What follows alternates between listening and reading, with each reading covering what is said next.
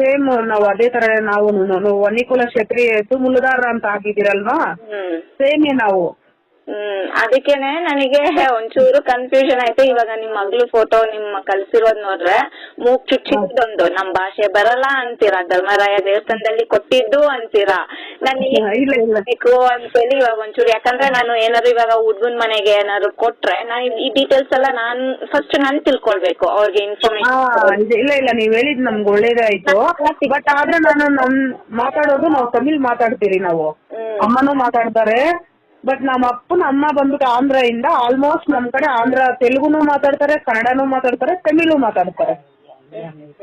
ನೋಡಿ ನಮ್ಮಮ್ಮ ಮಾತಾಡಲು ಅಮ್ಮ. ಹಾ ಸೋನಮ್ಮ ನಮಸ್ತೆ.